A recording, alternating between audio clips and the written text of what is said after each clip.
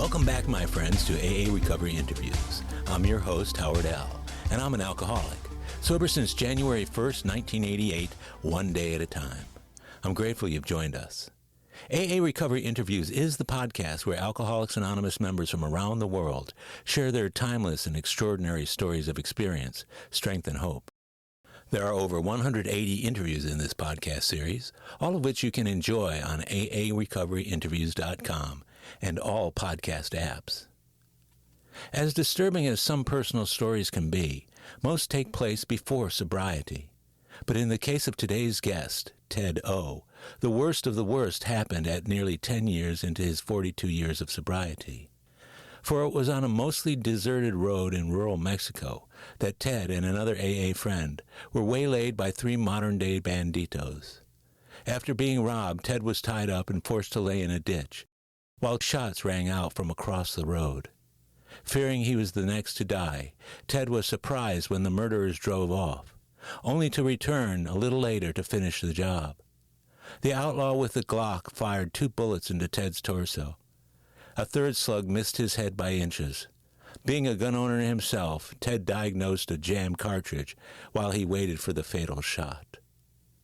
Rather than make this intro a teaser for a true crime podcast, I'll let Ted finish the story. And as remarkable as Ted's story is, what's most remarkable is that he stayed sober in the midst and aftermath of a horrible situation in which less grounded alcoholics might have drank. At 82 years of age and 42 years sober, Ted's testimony is chock full of experiences, both good and bad, that many long-term members will identify with. Newer members might find parts of his incredible story to be hard to believe, but nevertheless, it is true. No matter where you are on AA's road of recovery, I feel you will be enriched by Ted's story. It's the latest in the AA Recovery Interviews podcast.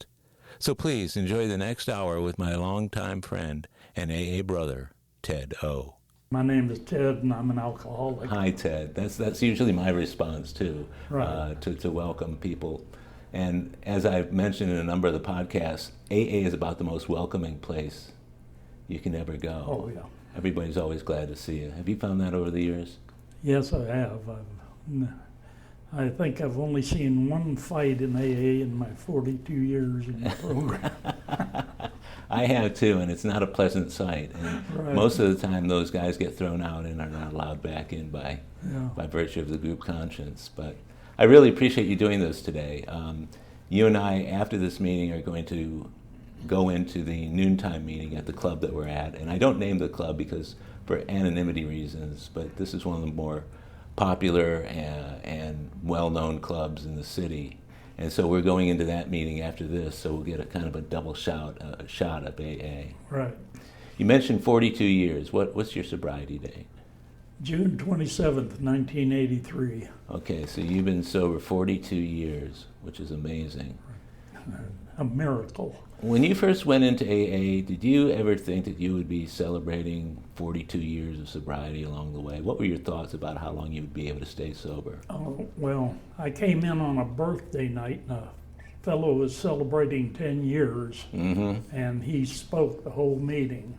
You know, he was the only one. Speaker meeting. And I was thinking, well, I don't want to talk to him. I want to talk to that guy that has 7 days. Because I'm not going to be around here that long. I just want to get this straightened out where I can drink normally. So you were hoping to be able to come in, get what you needed, and then go out. At the time, what were you thinking in terms of how long that would take? I had no idea. I don't even know why I came back. To tell you the truth, you know, everybody's told me, come back. Well, I think the only reason I came back was because I was afraid they'd send that same guy over that drove me to that meeting that night, and I didn't ever want to ride with him again. Yeah. You know, they still do that from time to time, not as much as they used to, but where you'd call intergroup and there were people kind of on call to go pick the guy up. Right.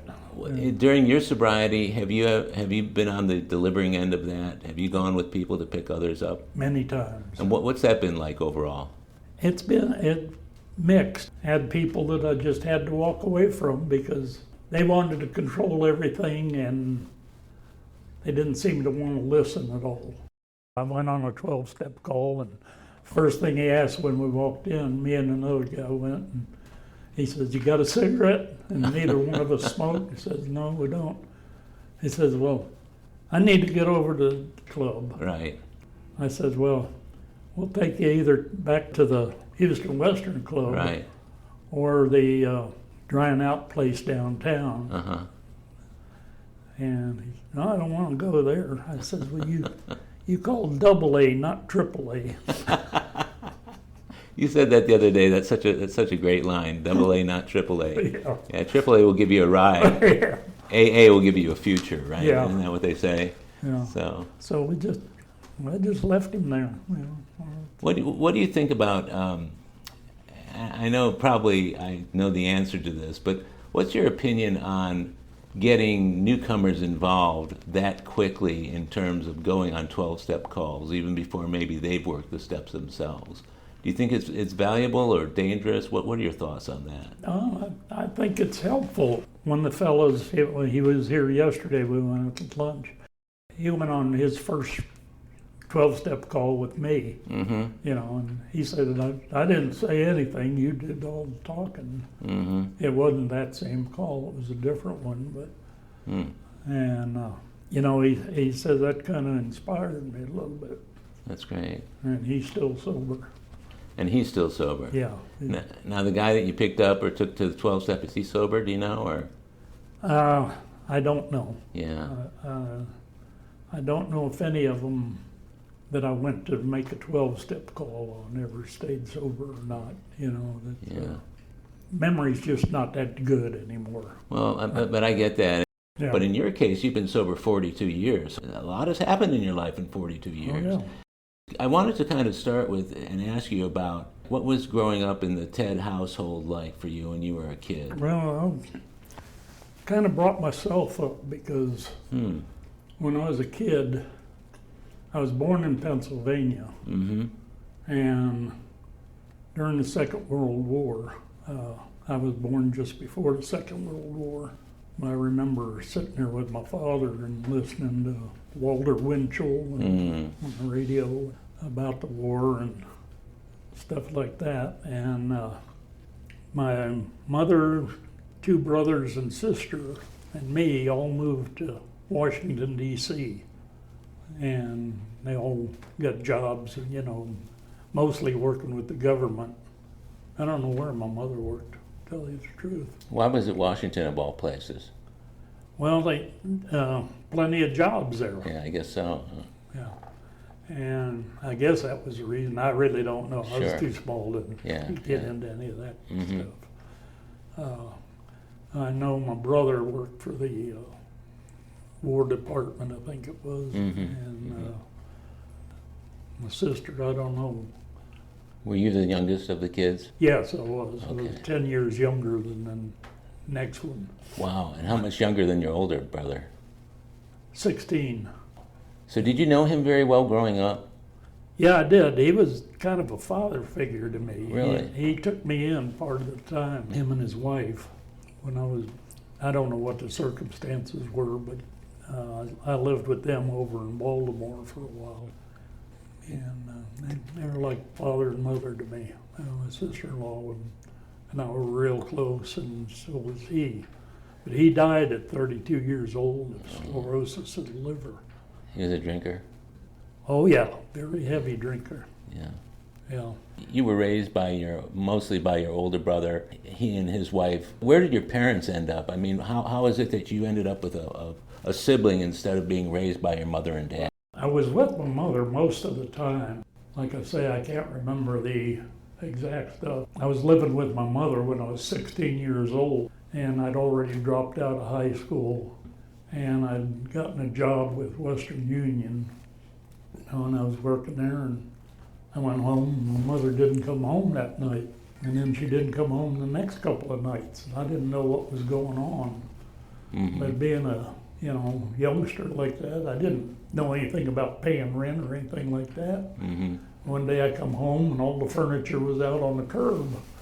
That's how they used to do it, isn't it? Yeah, they moved everything out to the curb, and So I went over to my best friend's house. I don't know if my brother was off he might have been off at college at that time. Mm-hmm. Yeah, let's see, it wasn't long after that he died. I just can't remember a lot of that stuff. Yeah. But I went over to my best friend's house and told him what happened, and his grandmother rented out her room in her house, and she had a basement with a bed in it, so she rented me a room down there, and I started paying her like $10 a week, I think it was, in those days, for room and board. So you were living with your friends at your friend's mother's house, and you were working at the same time? Yes. So you left high school behind. Yeah. You quit that. I dropped out at 10th grade. And then you went on to live there.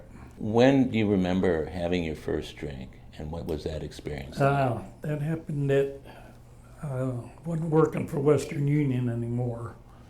I quit them and got a job with Geico. I guess I shouldn't say the name. Oh, that's okay. Everybody knows a it. Prominent insurance company. Yeah, they are huge. And I went to work there, and we went to a Christmas party one that they were having, and that was my first drunk. 'Cause I didn't like the taste of beer. I hated it. I wouldn't drink it. In fact, one time my two older brothers held me down and poured a teaspoon of beer in my mouth, and I spit it out all over them. Oh, geez. Got up and told the biggest lie of my life. I said, I'll never drink that shit. That might have been wishful thinking, I guess, for the future, huh? Yeah. Wow. But, I hated the taste of the booze. But at this Christmas party, somebody gave me something like rum and Coke or something that tasted pretty good. And it had that magic in it that took over my body and just made everything all right. Everything was good. I could do anything. When you say about doing anything, a lot of times when we start drinking, under the kind of circumstances you're talking about, the booze and the effect of the drinking helps quell some feelings that we may have about the world or about ourselves. What feelings were being quelled for you by the booze? All my fears went away. Really? Even irrational ones. Oh, really? I picked a fight with 3 guys that night, which didn't work out well for me. This is the first time that you drank? First time I drank. Oh, no. I went into a blackout, I got thrown out of a bowling alley, and I picked a fight with 3 guys. Oh. And one guy had a stick, and he'd hit me and I'd fall down, and I'd get up and go after him again. He hit me and cut my ear. I got a remembrance of that first drunk. Is that right? A cut on my ear, and it's still there today. And I woke up the next morning in my bed, and the pillow was all covered with blood, and I had no idea what happened last night. I remember going to the liquor store with my friend. I had to call him up. He told me all this stuff that happened. When you look back on that night, did you have a sense after doing it that you were going to do it again and you wanted to do it again? Couldn't wait to do it again. Yeah. So what happened to you while you were drunk really had no impact on your desire to do it or not do it. You just wanted it. I just wanted that feeling that the booze gave me. I got it. It was magical. So moving on in your life, once you had that magical effect that booze gave you, did you immediately seek it out, and how frequently were you seeking it out and drinking? Well, I thought I better get it under control because I realized that I'd gone a little far that first time. I got to get my drinking under control. Yeah. Jeez. That's crazy. After the first one. Oh my God. But I did all right for a while. I mean, it interfered with my life somewhat, and I could have had a better life had I not been drinking. But sure. I was able to do my jobs.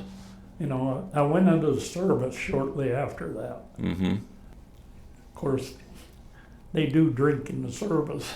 Yeah, so you had the opportunity to drink there. Yeah, it's like my first night out during basic training, and they let us go to church. Well, instead of going to church, I went to the Airmen's Club and got a beer and drank a couple of beers and went back to the barracks, and everybody was already back there. Oh, my. And I said, what's happening? I said, well, for some reason they didn't have the service tonight, and everybody come back. I said, you're AWOL. It's the guys, you know, and they're just ribbing me because nobody knew it. Yeah. Oh, no. Did you get into trouble? No, I didn't. Okay, so that might... But I thought I was. As you look back on your early drinking and the early, let's say, months or years of your drinking, what kind of consequences, if any, did you encounter for drinking? Or were you able to get away with drinking whenever it was you wanted to? I got away with it mostly. You know, like I say, in the service they drank. There was a bunch of drinkers in charge of me and stuff like that. So if I come in hungover, they weren't too hard on me. Yeah. You know, but I did get picked up for PI, public intoxication, by the civilian police. And while I was in the military, and I said, well, I ain't going to do that again. I'm going to drive every time. That's just the opposite of the way most people do it. Yeah. So I started driving. I got away with that most of the time, too. And I pulled off one stunt that so stupid and unbelievable, but it worked. I was on a TDY. Went to another base. We went to a base down in South Carolina, Sumter, South Carolina, and it was a TAC base. And we brought all our B-47s down there. They were doing some exercises. And went out one night and got real drunk and driving back to the base. The guys with me, you ain't going to make it past that gate. They're going to pull you out. I sat there for a moment. Watch this. I turned on the headlights. Well, the headlights were on because it was night. Right. But I started flashing them, speeding up, running like hell. Got close to the gate, and I rolled down the window, and I'm yelling out, "Sack alert! Sack alert!" What does that mean? Strategic Air Command. Oh, no. And I had this SAC sticker, and we were on attack base, and they just waved me on through. Oh, gee. Wow. That must have been pretty funny at the time. Yeah, when we got back, everybody was laughing, but you know, ridiculous things you get away with sometimes when you're drunk enough. Yeah, that's for sure. So, were there any consequences? No consequences for that one? None at all. Wow. Now, is that a pattern in your life to be able to get away with stuff while you were drinking? It was. I got away with a lot of stuff. And, you know, I think God was doing for me what I couldn't do for myself, even though I had no faith or belief in Him at that time. What was your concept of God? You say you had no faith or belief, but everybody either has faith or what amounts to anti-faith. I believe there was a God. Yeah. But I was taken to church a few times by my mother. Right. And you've heard the footprints in the sand story. Oh, yeah. Well, if there were footprints there, it would have been one set of footprints and one set of drag marks. She dragged me into the church, and I didn't like it. In the 40s, the Catholic Church was dark and dank. Yeah. And the music sucked. Yeah, yeah. I liked country music, and they sure didn't play that in there. That's. So you were in the Air. How long were you in the Air Force for? 4 years. Where did you go from there, and how did your drinking follow you? I got out of there, and they were trying to get me to re-up. They wanted me to re-up. Yeah. I was a good employee. Yeah. I mean, I turned out more equipment than anybody else in the shop, and I had the least number of returns of anyone in the shop. That's great. I was in electronics, and I loved it. Huh. So they wanted me to re-up, and I said, well, you send me to Germany, and I said, and I'll re-up over there. And they said, well, we can't do that. And I said, then I'm not going to re-up, because I don't believe you guys anymore. Okay, yeah, yeah. So I got out, and then the first job I got took me to Japan. So How long were you there? about a year and a half, Mm-hmm. but not in the same job. Mm-hmm. I went over as a tech rep in a PME lab, precision measuring equipment lab. And they liked the job I was doing, but I didn't have the degree letters behind my name. I get it, yeah. And that's, the 5th Air Force headquarters didn't like that. You went back as a civilian employee? Yeah. The company transferred me over to painting radomes. Yeah, these big domes that they got on radars sites. Yeah. And I had to climb up on the top of them, hook in and wear a harness and hook in up there and drop down and go around painting radomes all day. So you went from, while you were in the Air Force doing some pretty technical, interesting, measurable stuff, to painting big balls on right. on the Air Force base. But I was in Japan, and that's what, I wouldn't have done it in the States. Yeah. But to stay in Japan, I would have carried honey buckets. Yeah. So you were there for what, a couple of years? A year and a half. And then did you come back to the U.S.? Yeah. What did the succeeding years look like? I came back to Washington, D.C., and didn't like it. So I thought, well, I'll go out west. Uh-huh. So my sister-in-law that I'd lived with for a while lived in Oklahoma City. Mm-hmm. So I hopped on a Greyhound bus and went out there and called her up and talked to her, and didn't move in with her or anything. Mm-hmm. My brother was dead at this time. Mm-hmm. She was living by herself in the house. But we were friendly. I went over and I fixed things in her house for her and stuff like this. Mm-hmm. But I found me a room somewhere, a garage apartment, and I was living in that. And working at Tinker Air Force Base. Did a lot for the Air Force after I got out of it. Yeah, it sounds like it. Yeah, and I was working there and worked there for about a year or so, and then I seen this ad in the paper in Dallas by this time. Mm-hmm. A job for Collins Radio. Mm-hmm. Filled out their applications. I got hired by Collins, and I went down there to work on their microwave equipment. Wow. And I was doing that. And tell me about your drinking during this time. it was increasing. It was? Yeah, it was. But it wasn't what I considered unmanageable yet. So you were still functioning well in your job? I could stop during the weekdays. Yeah. Okay, and just drink on the weekends, but I'd get really screwed up on the weekends. Yeah, and your screwed up involved blacking out, didn't it? Yeah, I had quite a few blackouts. Yeah. And at what point, Ted, did you start to think, maybe I have a problem? June 27th, 1983. So are we talking about just falling off a cliff, or are we talking about some kind of gradual decline? No, a cliff. Yeah. I woke up that morning and grabbed a drink off my nightstand. Yeah. Said, I gotta quit drinking. And I'm thinking about it. And I was on my way to quit drinking, and God stopped me. Because I was on my way to do it my way. And the only way I knew to quit drinking was to die. Yeah. And I went to open the sliding door to get in my gun closet, and the door jammed on me. The door to the hallway jammed on me. Couldn't get it open. And I'm at a pitiful point at this place, hungover, sick, and I just put my head up on my arm, and God in his telepathy said, if you kill yourself here, your daughter's going to be the one to find your body. Yeah. And that hit me. I thought, she was the only spark of love I had left for anybody in this world. Mm-hmm. I loved her dearly. How old was she? 13. She was 13 at the time. Wow. And so that stopped me. Had you ever thought of that before, even in passing, or was that when you thought I quit drinking or blow my brains out?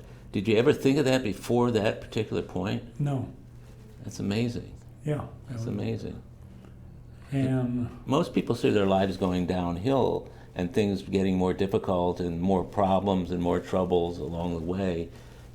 Were you just ignoring all that as that happened to you over the years, or what? I don't know. I was in a job. I was a production manager at a computer company here in town. Mm-hmm. You know, had a high-level job, good pay. Of course, it was never enough Yeah. at that time. Yeah, sure. But I was always able to get all my bills paid. Never had water or electricity cut off or anything. There was always food in the house. So everything about your life said, yeah, I drink a lot perhaps, I may get drunk a lot, I may black out a lot, but look at all the things that are going right. Yeah. And somehow those outweighed any of the negative stuff. Right. That's what we would call a functional alcoholic. I was a functional alcoholic for a long time. Now, if somebody has walked up to you during that time, and maybe they did, and you can tell me about it, and said, Ted, I think you're drinking too much, looks like you have some problems, did that ever happen? Not that I recall. What would you have told them if at that time, if someone had done that? I probably would have said I got it under control, because I thought I did. Yeah. I thought I was in control. That is where alcoholism is cunning. Yeah. I always had trouble with that for a long time in this program. Yeah. Then I realized that sometimes I'd go in for 2 beers and let me get away with it. I could walk out and go home. Yeah. And other times I'd walk in for 2 beers and be there all night. That sense that we can drink with impunity. Yeah. And it was. I mean, everybody at work knew I drank like a fish. Yeah. I got my boss to give me $150 to buy the booze for a chili cook-off we went to. Oh boy. So there was nothing at work that was going on that would have nothing in the production and your quality of your work that might have pointed to a problem. Well, I guess the thing was I had trained my guys well enough to where they could kind of operate without me. Oh. I was in a room that had a hallway coming down to it. I had a door out there and a door here, and I'd be in there asleep. Somebody'd open that outer door, and I'd wake up. You know. They wouldn't know the That difference. happened most of the time, except one time. I decided I needed better sleep, so I laid down on the floor, and my boss come in. And he got past the first door and it didn't wake me up. He opened my door and woke me up. Oh, wow. He says, "What's the matter?" I said, "I felt like I was going to pass out, so I laid down here so I wouldn't get hurt falling out in the chair." Got away with it. And he never suspected. No. Wow, as alcoholism and alcoholics go, you've led a relatively charmed life. Yeah, I did. I got away with so much stuff. It's unbelievable. Looking back, would you say you wish that you hadn't, or are you okay with the way things worked out? Well, things worked out fine. I don't think I would have had a very excitable life without drinking. Yeah, I get excitement in there, and the fun, and there was a lot of fun drinking. Yeah. At times, you know. Sure. But it when it gets to where you have to and you don't want to, Yeah. that's when it's not fun anymore. I didn't realize it until that one day. Yeah. It all happened that day. We'll be right back. My friends, if you're enjoying AA Recovery interviews, I invite you to check out my latest audiobook, Alcoholics Anonymous, the story of how more than 100 men have recovered from alcoholism. This is the word-for-word, cover-to-cover reading of the first edition of the Big Book, published in 1939. It's a relaxing yet meaningful and engaging way to listen to the Big Book anytime, any place. Have a free listen at Audible, iTunes, or Amazon. While you're there, search for my other audiobook, Lost Stories of the Big Book, 30 original stories from the first and or second editions missing from the third and fourth editions of Alcoholics Anonymous. It's an engaging audiobook that brings these stories to life for AA members who've never seen them. These timeless testimonials were originally cut to make room for newer stories in the third and fourth editions. But their vitally important messages of hope are as meaningful today as they were when they were first published. Many listeners will hear these stories for the very first time. It's also available from Amazon as a Kindle book or in paperback if you'd like to read along. You're going to love it. And we're back. The mother of your daughter, were you married at the time, or what? When? Yeah, we were. I met her in Nicaragua. Uh-huh. She was from Nicaragua, and she came with the house I rented. Yeah. And how long were you guys married? 10 years. 10 years. Did she ever confront you about your drinking, or would drinking ever enter in as a problem in the marriage? No, she never. That was the problem. We didn't communicate worth a shit. She never said anything to me about me having a problem with me or anything to talk it out. She just filed for divorce on me. She got a job. First, I didn't want her to work. Then she found a job, and she went to work at a little coffee shop inside a building. And I guess one of the lawyers in there told her, "Well, hell, you're in Texas. You'll get everything. You know, you'll get custody of the kid. You'll get the house and all this." So he talked her into filing divorce on me. Trouble is, he didn't know that she could not tell the truth. She had to answer a question, even if she had to lie to do it. Yeah. And she lied to the judge. Oh no. He asked her if she'd ever been arrested for drinking or anything, and she said no. And I knew she had up at Lake Livingston one time. We had a big fuss up there, and I drove off and left her. She got naked and went swimming, because she'd get crazy too when she was drunk. And they arrested her, you know. And so I told my lawyer, he'd already awarded her custody. The judge awarded custody, awarded her the house. I had to move out, all this. And I told my lawyer, I said, she fucking lied about that. I says, the records ought to be right downstairs here. Go down and look them up. Yeah, sure. So he went in and talked to the judge. Judge called her and her lawyer back in, reversed his decision completely. Oh my. I got custody of the kid, the house. She had to move out. Wow. Boy, I'll bet that's something that you weren't ever thinking would happen in your life.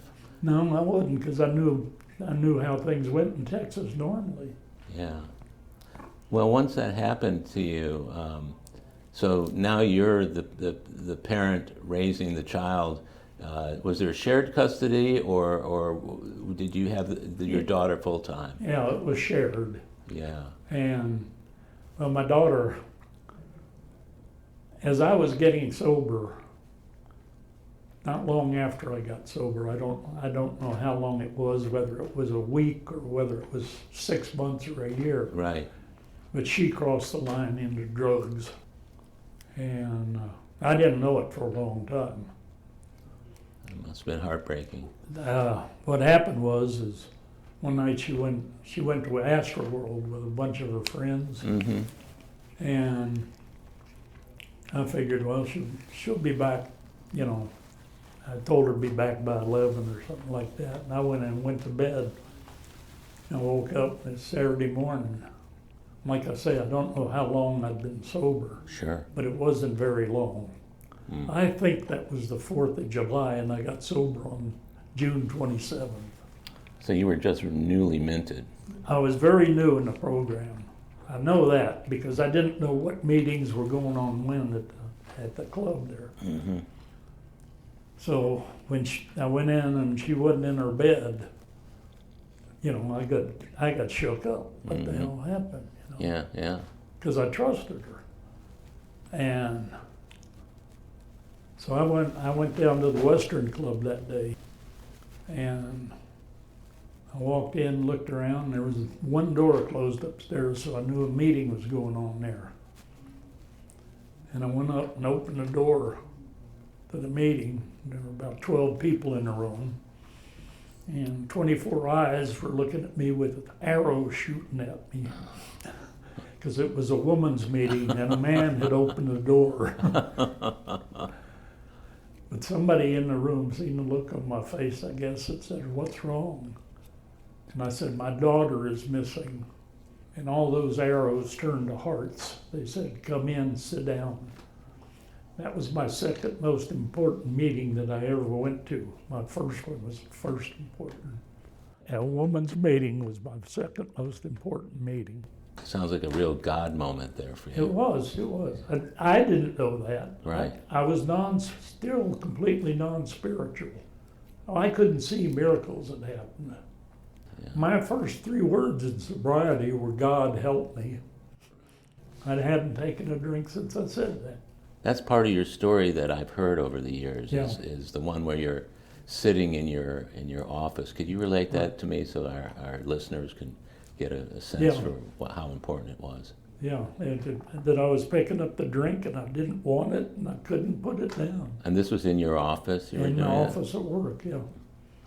I was drinking around the clock at this time, 24 hours a day. Every time I wake up at night, I had it on the bedside beside me. How long did it take for you to find your daughter, and what were the circumstances after that? Well, the circumstances weren't good. She came back Monday morning. Mm-hmm.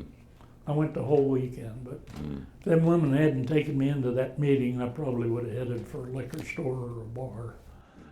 So that's why I said my second most important meeting. Somehow I made it through that. Mm-hmm. And I made it through that weekend. I went to meetings, and when she came back, I gave her a whipping. And when she was a child one time, she did something wrong, and I reached over and I slapped her on the butt. Mm-hmm. But I seen that her whole body shook, and I said, "I'm never hitting her with my hand again. It's going to be something, if she needs disciplining, I'm going to use a belt or something like that, Right. That's flexible and won't." I knew that, so I swore I'd never hit her with a open hand or a stick or anything of that sort. So I asked her where she'd been, and she, "Well, I just stayed with some friends." I says, "Who?" She wouldn't tell me names, wouldn't tell me anything. I picked up this piece of plastic tubing, about 3/16 plastic tubing, and started hitting her on the legs with it. And she's upgraded that with her magic magnifying mind, a rubber hose. Of course, it's flexible and you can put water through it. Yeah. I guess it was traumatic for her. I didn't know. I was still crazier than shit. Yeah. I was just barely sober. At the time, though, when that kind of stuff happens, you're grateful that the kid has come back. Yeah. But you're livid that she did what she did. Yeah. Did she have any kind of understanding, or did you have a moment before the whipping started where you were able to say your behavior had consequences, those consequences have to be addressed, you're going to get a whipping here, to the extent that maybe she would understand that why she was getting the whipping, or is this a complete fiasco? No, it was just, I didn't know what to say. Yeah. I'd never had a situation like that before. And you were a single father at that point, right? Yeah. And she was as stubborn as I am, if not more so. And how did your relationship evolve with her over the years? Well, it seemed to be good for a while. Yeah. Then she started just get mad, get angry with me, and go off and stay with her mother. Mm-hmm. And then she'd come back to me because she got angry with her mother. And I finally said, "This is going to stop." So she was ping-ponging between the two of you? Yeah. And I says, "If you go again, you're going to stay there. I'm not going to let you back in." Mm-hmm. And she didn't believe me. But I was true to that, and I wouldn't let her back in. And so she ended up staying with her mother most of the time from then on. I seem to recall shares of yours years ago when you and I were in the meetings together, where you shared about that, and there was a great deal of pain and sadness in what you said about that. I wondered how that has affected your life over the years and how you dealt with that. I did put her in a treatment center Mm-hmm. at one time. I knew she was smoking pot. In fact, she called me up. She was at her mother's house. She called me up that night, and she says, Dad, I got to quit this. I want to quit smoking pot. And for some reason I said to her, well, if you still believe that in the morning, call me up again and we'll do something. That was a God moment there. She called me up in the morning and I put her in the treatment center. Mm-hmm. And she was in there for quite a while, you know. But I knew that a lot of places had aftercare, you know. And when they got out, they'd come back and go to meetings and things like that. I asked them what they had in that, the way of that. They said nothing, you know. And she got out for Thanksgiving. She came home to stay with me for Thanksgiving. And she was supposed to go back like for about 2 more days. And I said, well, I'm not bringing her back. I said, well, why not? I said, well, all you're in it for is the money. What the hell are you going to do in 2 days that you haven't done in 6 weeks? I'd wised up by this time. That place was just a money pit. They were just pulling the insurance in and, you know, we'll keep them here for a while and try and help them. But if they, you know, like I say, since there was no afterwards or anything. How long have you been sober by this point? I don't know. It must have been a while. It must have been 4 or 5 years. Yeah. No, it wasn't 7 yet. So that's something major that you dealt with. I'll tell you one thing about that day that she didn't come home, and I went to that meeting. Yeah. And I made it through the weekend till she got home. Yeah. From then on, when anything came up, I could look back on that and say, well, this ain't that bad. I'm not going to drink over it. That was the most traumatic thing I've had in my sobriety. That was more traumatic to me than getting shot was. Yeah. Because I didn't know what was going on then. Getting shot, I was there. I knew what happened. You know, nobody else did. So I want to talk about that in just a minute. It sounds to me like it was traumatic enough, but you brought it into the rooms. I remember when you shared how sad and frustrated and angry and all the other feelings were, but the important part was that you were in the meeting and that people around the meeting, many of whom had similar situations of one kind or another in their lives, it was encouraging to know that here's a guy who's going through a really difficult time, but he's in a meeting. That sends a really strong message. Did you feel that at the time? I don't know if I felt that or not, but you know, later on it was like one of the guys in there, his daughter was found at the side of the road on the Southwest Freeway. Yeah. And he was in a meeting the next day. Yeah. That happened afterwards, but you know, Yeah. I mean, his was worse than mine because mine came back alive. Yeah, Yeah. but it's still our own worst is still prevails. It was bad enough. Yeah, it still prevails after we're glad that wasn't Yeah. us, but then sooner or later we're back to thinking about ourselves anyway. So you had that really bad thing happen. Were there a few other really good things that happened during your sobriety leading up to that you look back on and say that's absolutely a God deal, or if it hadn't been for AA, I would have, whatever. I actually had one happen on my first day of sobriety. Really? After I'd made the phone call to AA, Yeah. and I talked to Guyleen at Intergroup at that time, and she said, I'll have a man call you back, because that's the way we do it in here. Yeah. Man talks to man, women talk to women. And so a few minutes later, Sean called me back. Mm-hmm.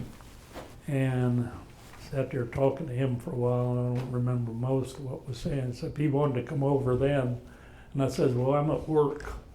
I'll meet you. I only live about a half a mile from where I work, so I'll meet you after work at my house. Mm-hmm. He said, okay, tell me where you live. So I gave him the address. And he lived 1 block over from me. Oh, no. Could have thrown a rock at my house. No. And hit his. Oh, mine. And Talk about a God moment right there. That's amazing. But, let's see. This is where I lose track of things. Damn. Where was I going with this? Well, you talked about your best day being that first. Yeah. After I talked to him on the phone, and he says, just try not to drink, was the last thing he said to me, and he hung up. Or I said, okay. And he hung up, and I thought, well, wait a minute, he didn't tell me how not to drink. I didn't know how not to drink. So you didn't call him back and to re-ask the question? No, I didn't call him. I don't even think I had his phone number. I think he had mine.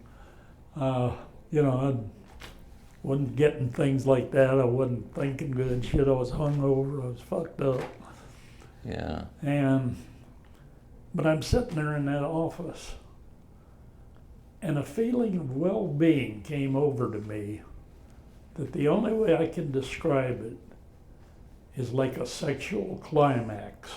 Yeah. Except much stronger than anyone I've ever had before. I get that. And I'm sitting there and I'm thinking, I shouldn't feel like this now. I'm trying to quit drinking. If that wasn't a God moment, I don't know what is. Well, and here you were thinking that you'd probably feel absolutely miserable. Yeah. And the best feeling in your life came over you. That's a remarkable and a remarkable story. Now, one of the stories I heard you mention the other day that happened in sobriety was when you got shot. How long had you been sober?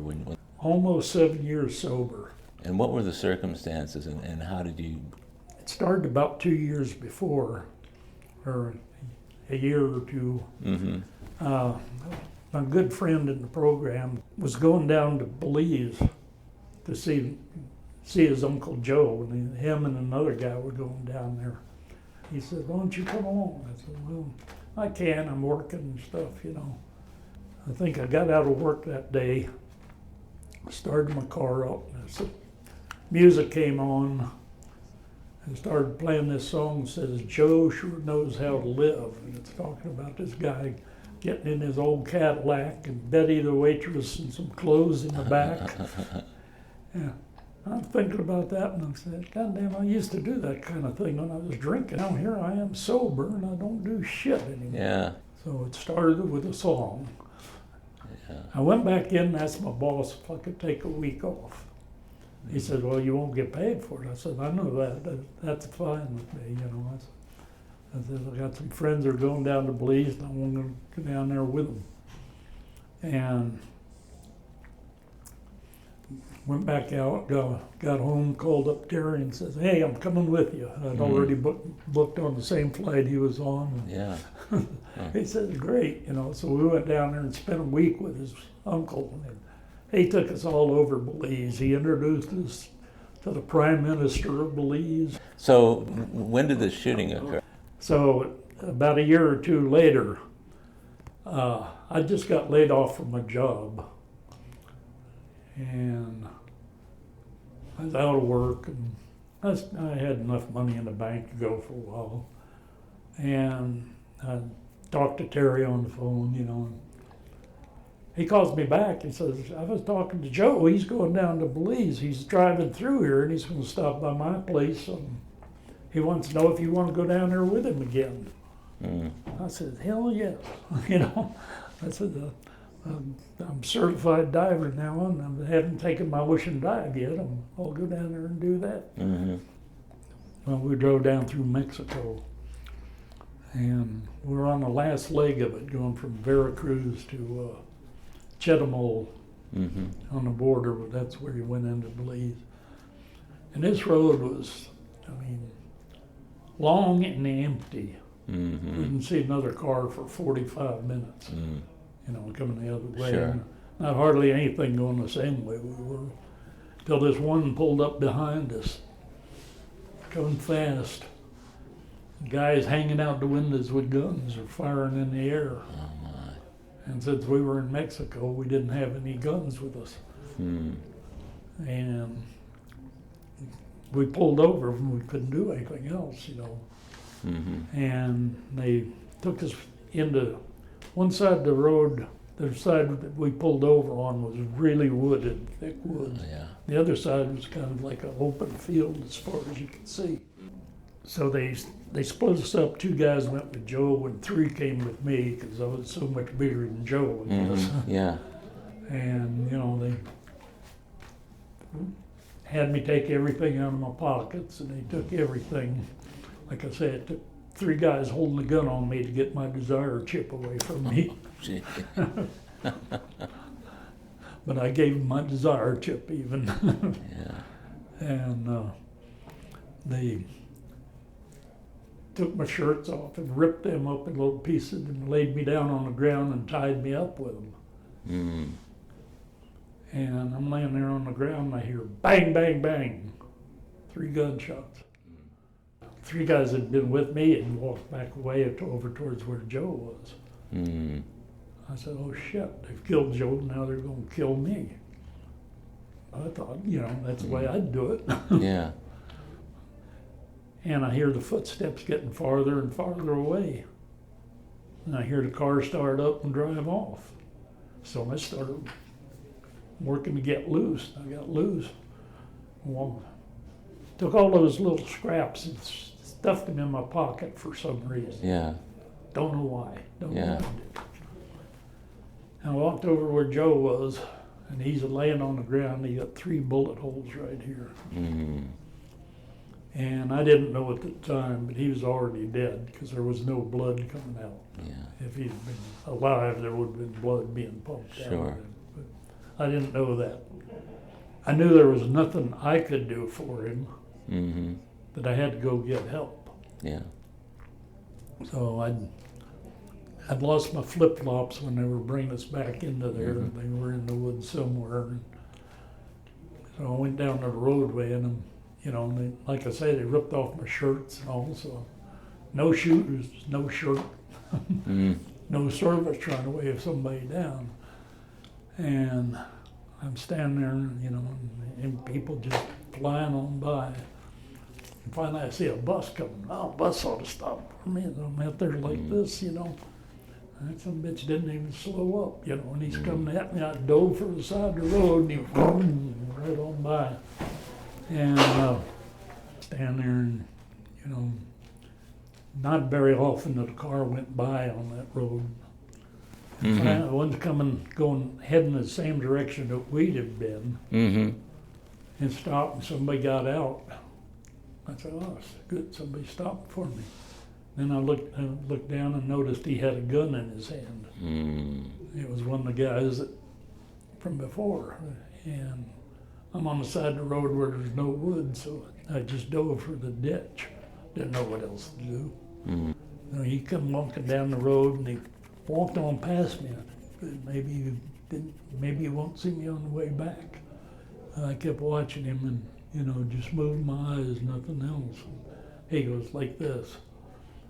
So I stood up, you know, and made the gesture for me to stand up with the gun.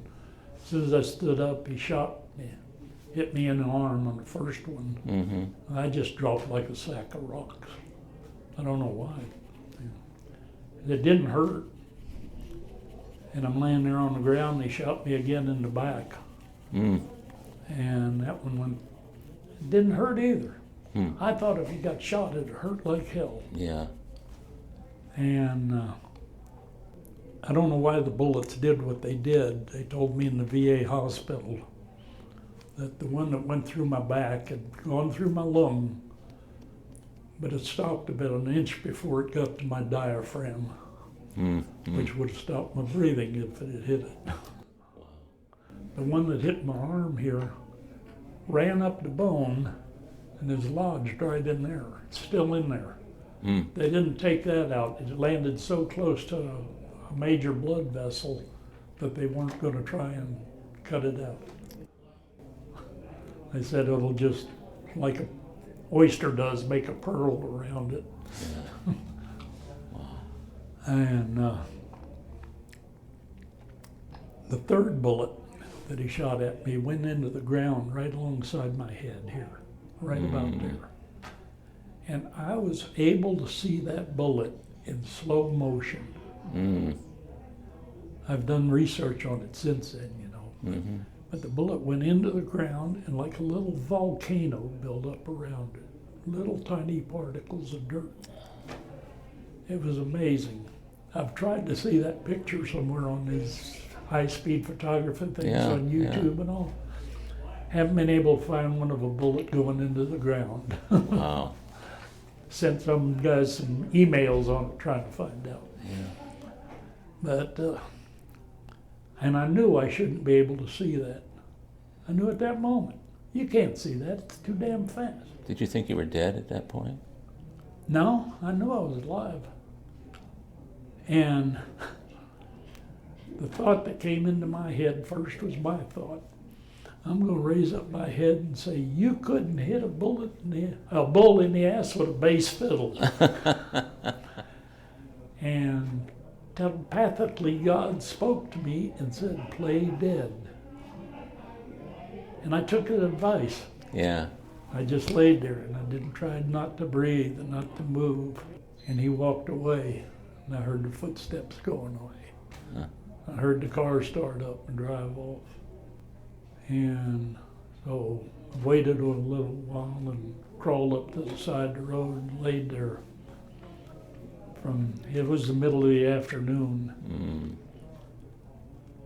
And I must have laid there. I laid there till it was after dark, pitch black, before I get picked up. But while I'm laying there, I'm thinking, well, things can't get any worse. You know, at least it doesn't hurt. And then all of a sudden, I had the urge to defecate. Yeah. Oh, jeez. What are you going to do when you get that? You gotta just do what you gotta do. And I'm thinking about it, and that telepathic thought came into me. It says, you can't shit here, it'll draw flies. Oh, gee. And I'm laying there laughing. I get 2 bullets in me. Oh, man. Thinking I'm slowly bleeding to death.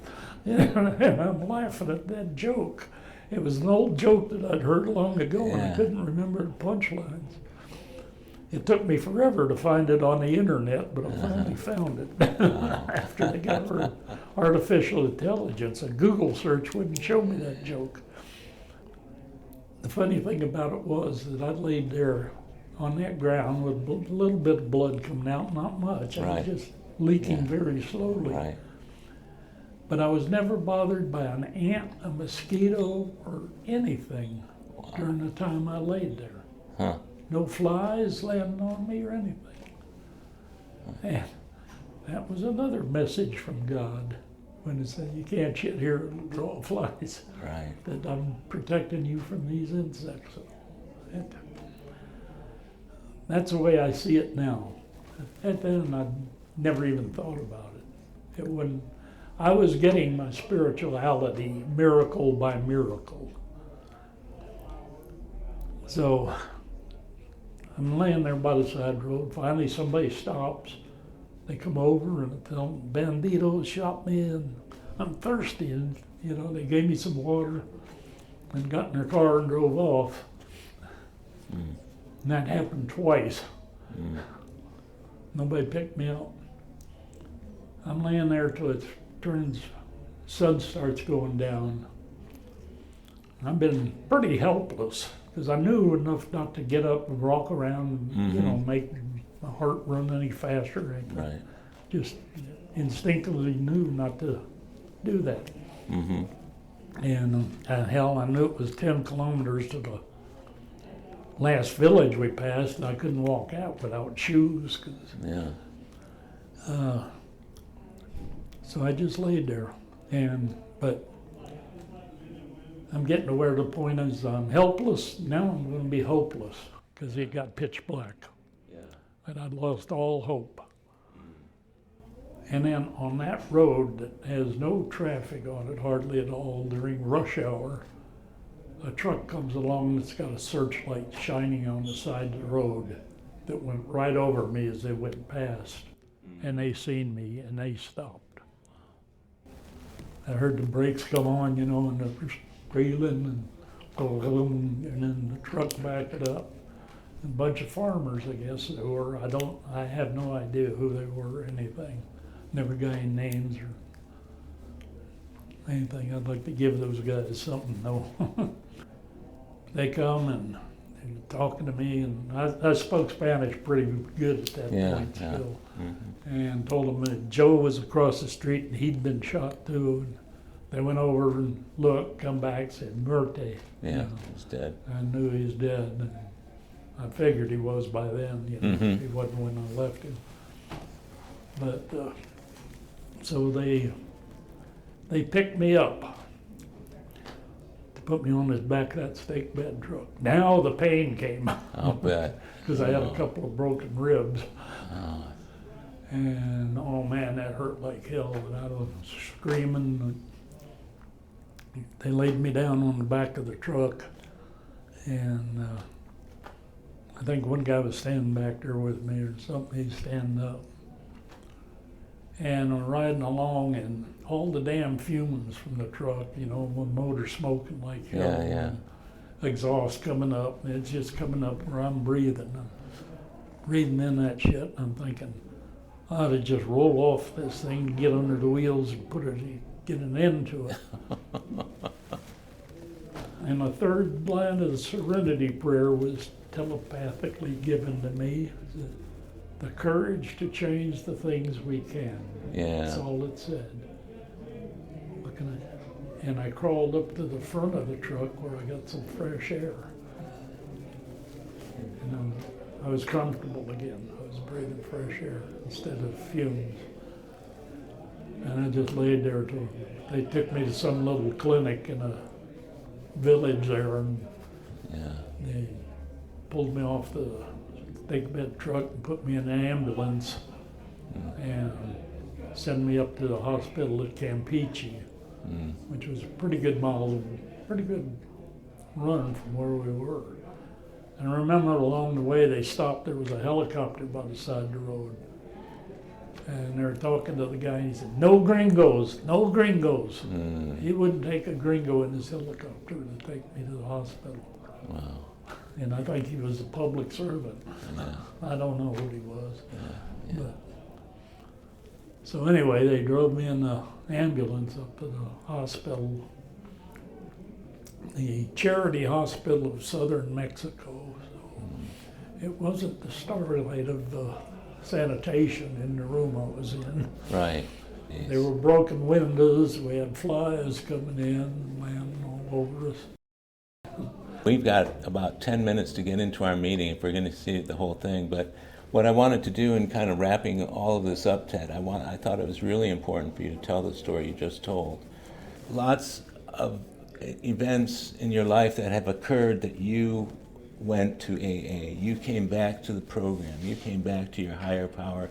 You acknowledged the working of the higher power in your life, the working of AA in your life, the service that you've done for the program and that the program has done for you, the way people have gathered around you, and finally I'll add to that the love that people in the program have for you. I mean, I sit in this room every day with you, or not every day, but a couple, 3 times a week, and I see everybody glad to see you. And when you're not there, it's noticed that you're not there.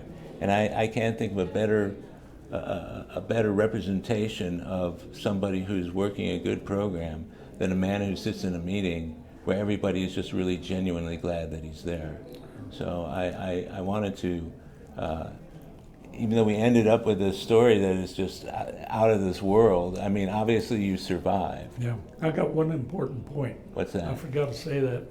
When I was laying by the side of the road, before anybody come along or anything, I had one thought come into my head. I said it out loud, like I didn't say God or anything as a prayer. I just said, I've got to get back to Houston. I'm picking up my 7-year chip next month. Oh, God.